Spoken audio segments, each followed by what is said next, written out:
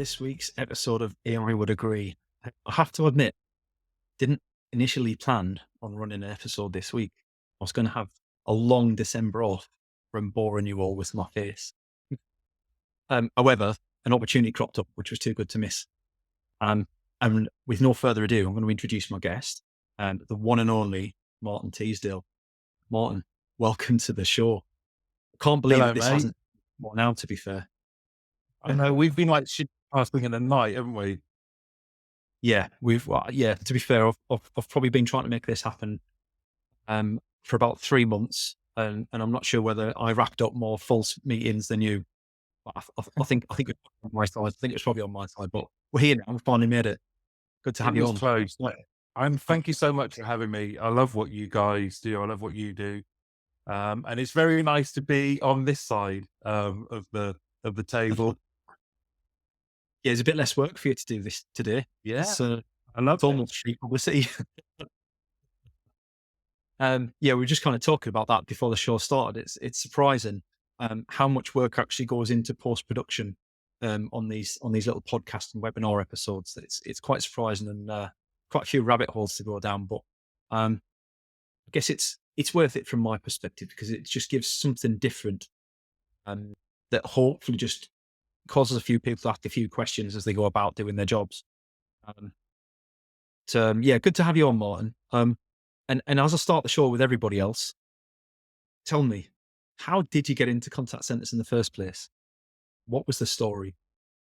I'm sure it's one that's common to many. I left uni. Believe it or not, my degree was in politics and international relations. And I left uni. I was living in London at the time, and I was extremely naive. I'd gone to uni to play football, have a good time. And in the final year, I did get interested in my course. But when I left, I was wildly naive. My mum and dad were in the Air Force, and we'd always moved around and had an Air Force house. But my dad was leaving the Air Force, so they left. I was left with nowhere to live technically, so I got a flat in London, and very quickly realised I need to get a job. And I must have gone. It was at the time when jobs were in the newspapers, and I must have gone for over 100, I think. And in the end, saw an advert for a customer service rep for a stationery company, Nice Day they were called, and it was in Wembley. And I went along, had the interview, and that afternoon they said, "Yeah, you've got the job. Come along." Our training was 2 hours long. It was about our catalogue, and half was on the catalogue, half was on the phone system. And then it was in a porter cabin, and you went across the road, you went across the car park from the porter cabin into the contact center.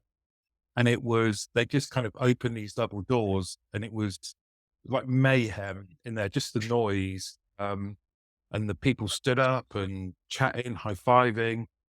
And I thought, my first impression was, I thought this looks great.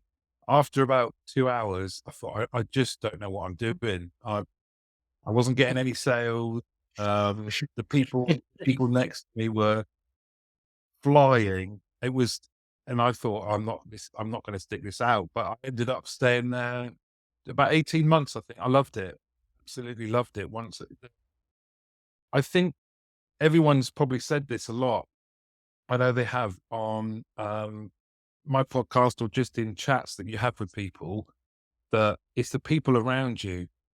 If you could have a graph of how much you laughed in a day, being in the contact center, being both as an agent and then team leader, just used to belly laugh every day at something or with someone.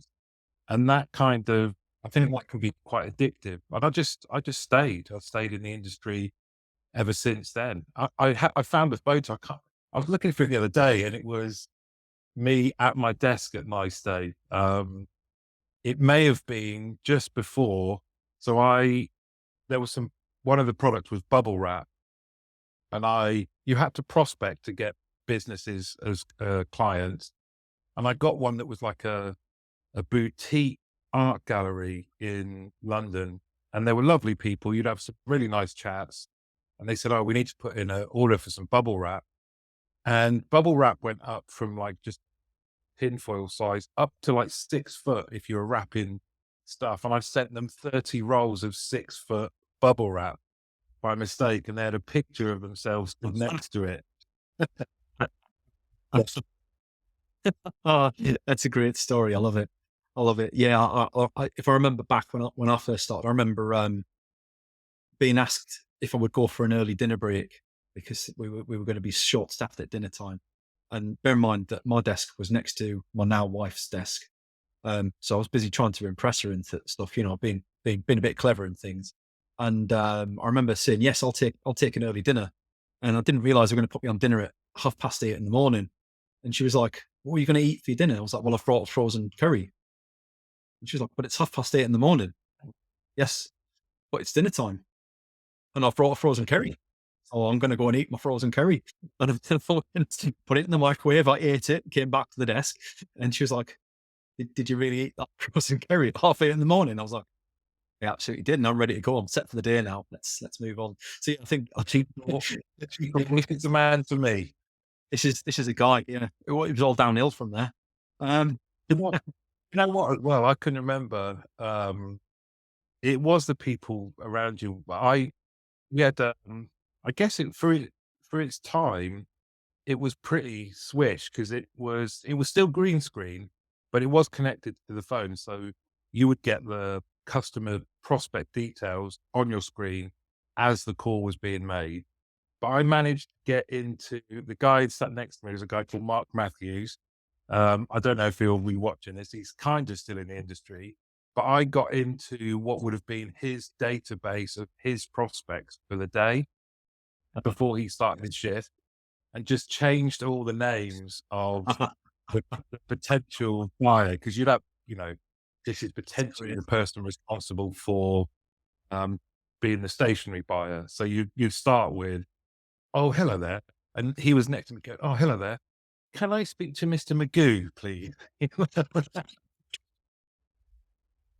And it was just practical jokes and things that you could play on each other. It was just amazing. It's just brilliant. I'm sure at some point I should say I did it because I loved serving customers and helping people, and um, but actually it was more just the people I was working with. And then I stayed in it ever since, moved to different companies, doing different things, worked and managed abroad and stuff like that. And it's just been an industry I love and I've stayed in ever since. It's one of the things that I find really rare is to come across somebody who really understands why they enjoy the job that they've got or done or their career that they've had and what about it made them want to carry on doing that job. And a lot of people think it's like, "Oh, well, it paid well or the hours were good or, it allowed me to balance my family and stuff like that." And I'm like, yeah, that will have contributed. I've no doubt.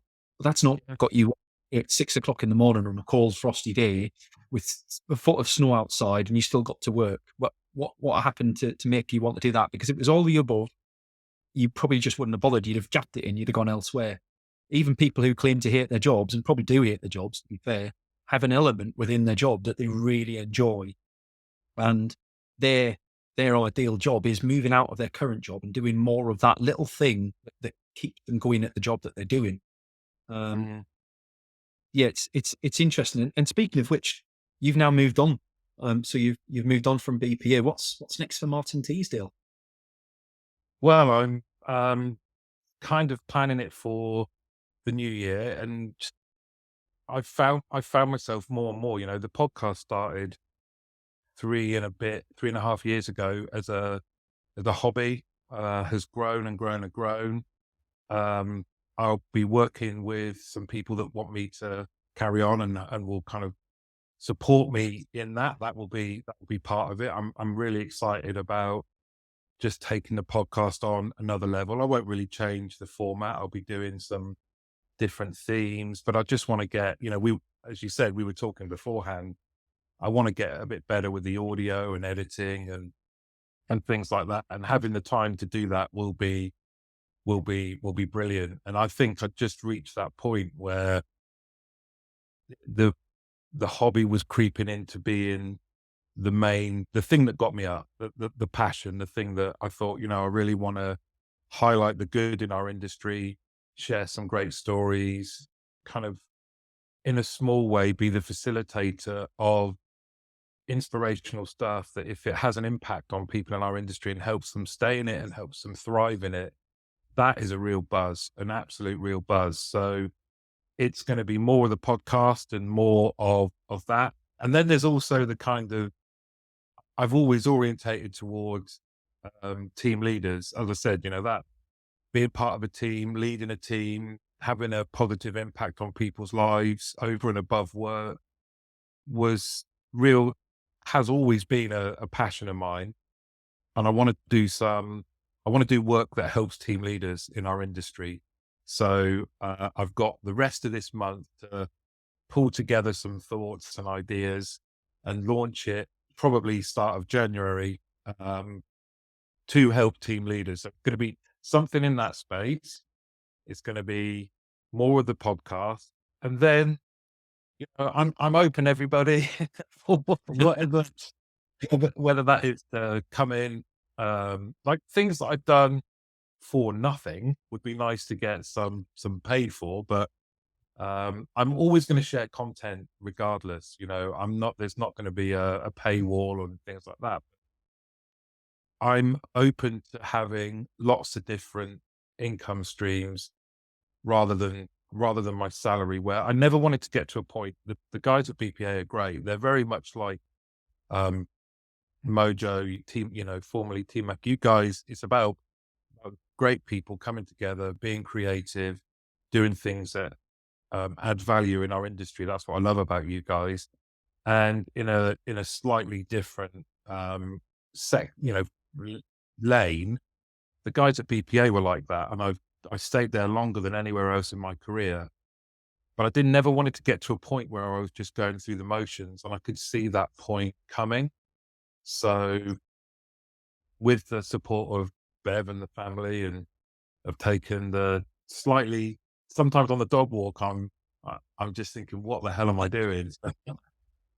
It's slightly scary, but if I look back through my career, the areas where I've developed the most, whilst at the time may not have been totally comfortable, have been because I've left my comfort zone or been forced out of it in a couple of instances. And I needed to do that. So I'm going to do more with the podcast. I'm going to do something with team leaders. And then I'm sure, even since letting people know I'm on garden leave, there's been a couple of bits of contact around just come in and do some consultancy and things like that. If I can help and I can add value and I like the people I'm working with, I'm open for anything.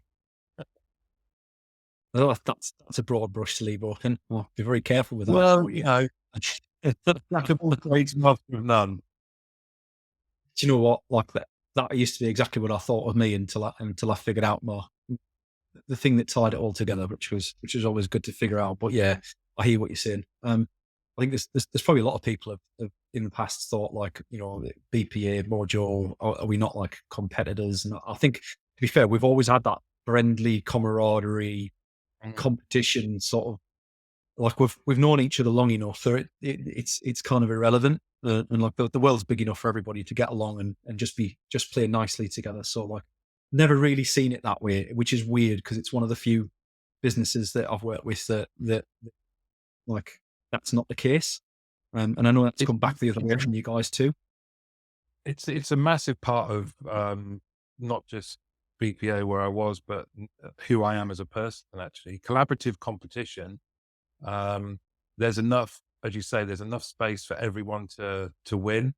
The only person I'm in competition with is myself, and these are cliches are cliches because they're true and they're used often and regularly. But people contact me and ask about advice for doing podcasts near enough exactly the same as what I'm doing, and I'm more than happy to help. that, one of the things when I started doing Get Out of Rap that surprised me was if you looked on Apple at the time, uh, the only other ones I could find that were active were based in the States. And some of them were okay. There weren't any in the UK. And I just thought that is symptomatic of how we are perceived as an industry, which is you could look at, you only need to look at the business part of Apple podcasts and go, right, there's so many on real estate, there's so many on recruitment, there's so many on HR. It just meant we need the more the merrier for contact centers, is my view. It's always been that way. And that concept of collaborative competition, we all benefit. People, there's no point in just sticking to yourself and going, right, I'm just going to sort myself out and try and take other people down. And, it's kind of like the expo is a physical embodiment of that, right? Yeah. Everyone's got choice. Everyone can walk around and see who they kind of connect with, who they develop relationships with, what type of kit suits wherever you're looking for. It doesn't, the more options and the more competition we have, the better. And I think that's the same for all aspects of our industry, because it means that we're talking about it. It means that the more people we have shouting about the good in the industry, the better. Like two things for me. So first of all, if anybody wants to run a contact center relevant podcast that has hair, I mean, they'd be welcome to do it as well. Because I feel like you, me, and Rob Dwyer are taking over the market at the moment. I can see Rob's watching. So yeah, anybody who's got hair, you're at distinct advantage because so far there's just those three boys. Yeah. The other side of things is, I think, especially in the UK, we have a big thing about imposter syndrome and not feeling like, even if we are an expert in our own rights, not feeling like we've got something that's worth sharing with other people, although that other people would look down on, we'd be frowned on for sharing it, like we're trying to put ourselves across as an expert when we're not. And for reference, I don't think anybody's an expert on anything. I don't think there's any such thing. I think there's people who have more experience, who have a different thinking and different knowledge. I don't think there's any such thing as a true expert on anything. And I think it's much the same as posting on LinkedIn. The reason people don't post on LinkedIn is they don't think they have anything valuable to add. And guilty, when I first started posting, didn't feel like I came from a retail background and I'm posting about contact center relevant stuff. And I had to find my way around how I addressed that in a way that felt like I wasn't trying to tell people how to do their jobs, but I actually found that I could lean back on a lot of that leadership experience that I'd built up over the last 20 years and help people in that, because ultimately the industries are very, very similar. And I think, my advice would be to anybody who's thinking about doing it, absolutely do it. Go all in, do it with both feet. Don't half-arse it. Just get involved and get it done. Because the moment you start doing it, it gets easier. That first post, the first podcast, the second post, actually, no, I lie. Second podcast's harder. Because the first one, you don't know what you're getting yourself into. The second one, you know that nobody watched your first show. But Yeah. by the time you get 15 done, guys, there will be some regular viewers. And even now, I look back at some, I release clips on a regular basis from some of the Mojo LinkedIn accounts and stuff like that. And I look and they get like very little sometimes in way of engagement or likes and things like that. But I don't do it for the likes and the engagement. I do it because somebody might view that who it just triggers something for them, and it might just change the way that they think, or it might just change what they're doing, or make them approach something a different way. They don't have to like or engage with it for me to impact on them. And I think that's the beauty of it for me. I don't know what your thoughts are from your side of I, things and from Get Out and Rap. I think imposter syndrome is a really interesting one, because I've had people who knew me many years ago say, you loved being with your team, but when you came to talk to senior leaders, you kind of had your eyes down, you weren't really sure of yourself. I'm amazed that you're doing this sort of stuff now. How have you kind of overcome that imposter syndrome? And a lot of the time, I think back to times when things went wrong. So I worked for a company that went into administration very suddenly, big surprise to all of us, and was out of work for a while. And then riding high in another company, just coming back from doing a great job in Turkey. I was made redundant, again, by surprise. And I think going through things like that, um, massively teach you a lot, but also that kind of made me think, well, what's the worst that can happen? Well, it's just happened. So now I'm going to try and do things where I have an exit strategy. I'm going to be a bit more out there. And I think the other thing, I don't even know if this is a thing, but I've always thought if you have can you have a positive apathy, right? And you mentioned it there about likes and engagement and stuff like that. I've this positive apathy is more about it's whether the podcast or posting, I'm enjoying the process, right? I'm enjoying talking to a guest. I'm enjoying trying to create an infographic or sharing some or writing something. That's the part that I enjoy and I focus on, and the outcome will be the outcome. So when you meet people for the first time and you say that you do a podcast, one of their first questions is, how many listens or downloads or views or whatever do you get? And in a way, I kind of like the fact that Apple are just ridiculously hard to find anything out from. But I've never cared genuinely. I haven't, and it may sound glib, but that's what I mean. It's like a positive apathy, which is if it engages people and is picked up and it helps, that is amazing and a super, super buzz. And I love it.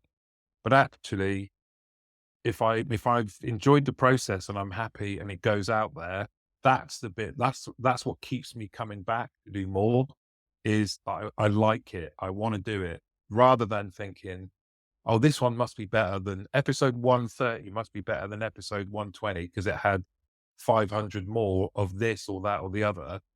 It's never really come into my thinking. And it's actually something that we talk to manage a girls' football team, and we talk to the girls about that sort of thing, which is you're here because you want to play football and you love football. It's the result will be the result. We've played brilliant in games and lost, or we've played okay in games and won. The outcome is the outcome. Let's just focus on actually being in the moment and enjoying it. And like you say, I can look back if you have you ever done it where you've gone back on your old LinkedIn posts, and I've seen some ones where I'm like, I don't recognize myself. I've seen some ones that I thought, oh, that's really good. And it had two likes. It doesn't mean anything. It doesn't make it, Yeah. it's nice to get engagement and to chat to people via LinkedIn. But if you're posting because you want loads of likes, that's not like I do a TikTok every day near enough whilst I'm walking the dog. And I've got the process down that I can kind of still can do it sometimes on the walk. And I'll be lucky if I get double figure likes, but I still do it. I love it. I just love Wow. Like going to creating the and gym. Like yeah, going to the gym, you've got to exactly. be consistent. And what I find is that people chase the audience and they try and produce content that they think the audience would like, which is fair to an extent, but it's also got to be about you and your interests and your experience. And rather than chase the audience, my advice to anybody who's out there looking, doing the similar or even just LinkedIn, right, is the audience will find you. You just need Mhm. to be you. Think about what you're doing. Yeah, by all means, put a strategy in place. By all means, try and grow things. Absolutely. But stay true to yourself because the moment you stop trying to be you and try to be somebody else, you'll get called out and people walk away. And that's the important thing for me is just being yourself. There's some interesting sort of there's some great comments here coming through. So, Alan, welcome to the show. Conscious that it's also your first time watching. Good to have you along, buddy, and hopefully you stick around and carry on watching. So we're probably after this week. It's going to be a break for a couple of weeks until the new year, but absolutely in the new year we are back with a bang. There's a comment. Yeah, he posted up where we're talking about finding why you come to work and do your job. And Alan's point was you need to do whatever it takes to protect your attitude. Alan, couldn't agree more. Couldn't agree more. Because the moment you stop being you, you're starting to do more things in your job that you don't enjoy than what you do enjoy. So I absolutely agree with that. You got Oliver. mentioned friendly competition. Oliver Yeah. knows quite well about that. Working in the sales training space. But absolutely, you never know what the future might hold. There's always kind of other ways to help each other further down the line, and the world's too small to not be helping each other, right? You, and you said something about, once you've got faith in yourself, and you could me and you could be given the same content, right? Let's say it was training. We could be given the same content, but we would definitely deliver it differently, slightly. We'd have different interactions, and you've just got to have faith that that's the case. And I think, what is that saying? It is, um, share and forget, receive and remember. So if you share freely, for people, the people that receive it will remember you, and that's kind of always stuck with me. If I've got something, I see something on Pinterest that's a lovely infographic about, um, emotionally intelligent leaders. I'm going to share it. I'm not going to hoard it. I'm going to share it and go, "Oh, this is brilliant," and see if people like it. And if it helps people be better leaders, then great. And it comes back to that kind of, um, just, if you be brave, get out there, do it, and see what happens. The other thing I would say as well is, you've got to have a nice filter or sieve for feedback. So I think once you put yourself out there, you are going to get feedback. And actually, sometimes the best feedback is the stuff that challenges you. But it doesn't mean to say that you have to do it. If people go, "Oh, I think you should do this. I think the podcast should look like this, and I think you should change that."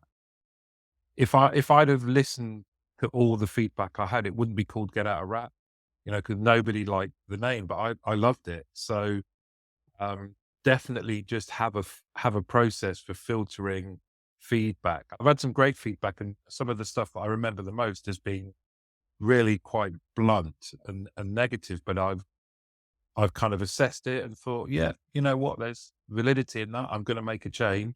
And equally, there's stuff that I thought, well, not everyone's going to like what you do, and that's okay. Yeah. Yeah, no, I think that's fair. I think if you put the stuff out in the right way, then you probably are going to annoy somebody in what you're doing. That's the whole point of, you just got to get off the fence a little bit sometimes and be a little bit in people's face in the right way, so that it causes a little bit of that polarization. And honestly, there is so much polarization in the contact center world. You talk about anything from MPS to AHT to scripting, and you will come across a whole swathe of people who agree with one, the other, or none of it. Um, and I think, the more we talk about things like that within the industry, the better an understanding we all come to as to the weaknesses and strengths of everything that we do. And we can have a much more rounded opinion.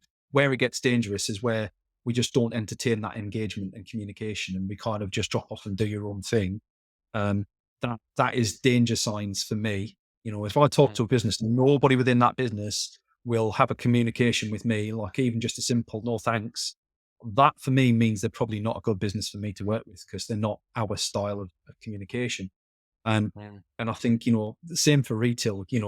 When I think back to that space, the businesses that do well spend a lot of time and effort on networking with other businesses and learning from them and understanding their mistakes and their challenges and what they've done well. And I think, the contact center world does that a lot better than retail, if I'm fair, at times. Um, I'll reserve that apart from the loss prevention team in retail, because they're a fantastic community. Um, I can't say much more than that. It's my passion was my retail days was loss prevention. But I think you make a really good point around, are you letting people within your contact center go out into the wider world to see what other people are doing, to have those types of conversations? Or are you worried that they might see things being done differently and then come back and be harder to manage? And I've seen both. Luckily, more the former than the latter. But engage with your content, engage in webinars and some of the organizations that are out there. Go out and let your team leaders and your managers experience other contact centers, so that they come back and they can be positively disruptive and have those types of conversations. Like you mentioned AHT, what an interesting one that is, because there are many that go, oh, we don't measure it anymore, and we certainly don't talk to our teams about it. All the way through to the other end of the spectrum, where it's still probably the one that's talked about the most because it's more directly linked to cost. And I think those are really interesting conversations to be part of and to facilitate, because if we are all coming from a place of love and respect for our industry and each other, we should be having conversations where we might have different opinions, because that's how we progress. Mhm. Yeah. Well, and I think it's that iterative learning process for everyone.